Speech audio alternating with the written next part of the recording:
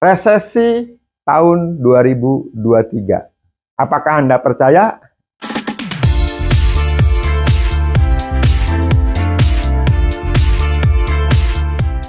Resesi ini belum terjadi kalau menurut saya di Indonesia. Mungkin di negara-negara bagian Eropa dan Amerika udah kena.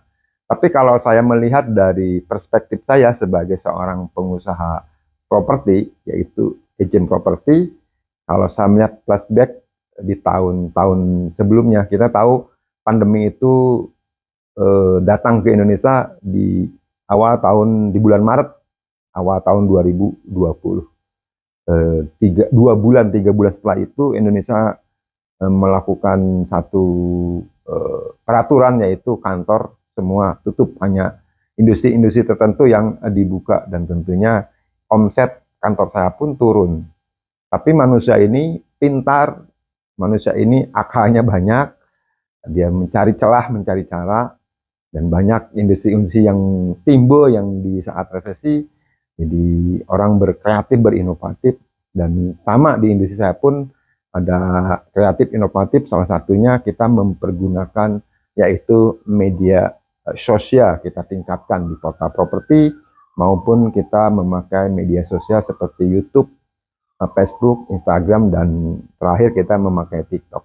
Alhamdulillah, puji Tuhan, ternyata ditutup akhir tahun di 2020 ini penjualan kantor saya ada pertumbuhan, ternyata bukan hanya turun, tapi pertumbuhan sekitar 15%. Saya bersyukur ya. Jadi di tahun 2019, 2020 saya malah naik. Di 2021 pun hampir sama, kita udah beradaptasi dengan adanya COVID-19 ini, dengan adanya pandemi ini. Dan untuk bicara properti, di dalam kondisi apapun, ternyata properti itu tidak kena resesi. Tinggal bagaimana Anda menyikapinya, bagaimana pola pikir Anda, bagaimana Anda menyiasatinya. Penjualan orang untuk membeli properti tetap ada ternyata. Ya, terutama mungkin yang untuk pasaran di angka 1 miliar di wilayah Jakarta Pusat dan Jakarta Timur. I don't know, kalau Anda misalnya di wilayah mana yang menyerap marketnya di angka 500-an atau memang di atas 1 M, ya tinggal Anda mencermati aja. Jadi saya melihat di 2020-2021 properti tetap bergerak dengan bagus, dengan mulus. Nah, kalau kita melihat di tahun 2002 ini, kita lihat kuartal pertama, kuartal kedua, kuartal ketiga, penjualan properti saya masih stabil, masih bagus.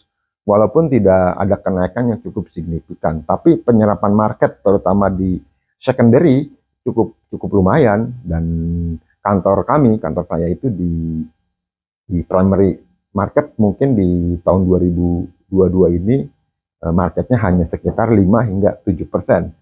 95-93% itu kita memang market ke secondary market, dan ternyata terbanyak market di residensial, di perumahan, ya di rumah-rumah second yang di secondary market di angka yang 1 miliar hingga 3 miliar itu terserap market cukup banyak. Ya. Jadi saya yakin di kuartal keempat ini, di akhir tahun tutup di 2022, penjualannya masih bagus, masih oke. Beberapa kantor teman saya, broker properti, agent properti, itu malah penjualannya juga signifikan cukup naik. Dan saya punya teman di beberapa developer, dia meluncurkan produk-produk yang bagus, yang baru, dan terserap market. Kalau kita lihat pertumbuhan ekonomi kita ternyata tidak minus. Kemarin di sounding sama Menteri Keuangan Ibu Sri Mulyani, kita tumbuh di 5 hingga 5,7% dibanding negara-negara lain. Di negara-negara Asia ada beberapa negara yang cukup tumbuh.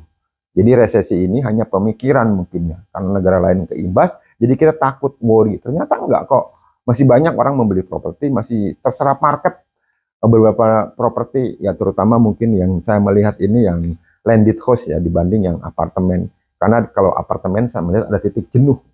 Ada beberapa stok apartemen yang sampai saat ini tidak terserap market. Jadi pinter-pinternya lah developer menyiasati, atau pinter-pinternya broker agent properti menyiasati supaya kantornya itu tetap stabil, kantornya itu tetap bisa jualan, jadi tidak berdarah-darah. Jadi resesi 2023 ini banyak indikator-indikatornya memang, dan Indonesia dikatakan masih bagus. Dan saya yakin 2023 di kuartal pertama, kuartal kedua mungkin masih bergerak stabil, di kuartal ketiga, keempat akan naik gitu. Dan naik begitu bagusnya. So, resesi itu menurut saya belum terjadi di Indonesia, jadi kita udah dikasih berita-berita yang di banyak media. Sekarang orang bisa jadi semua media, termasuk saya nih jadi media.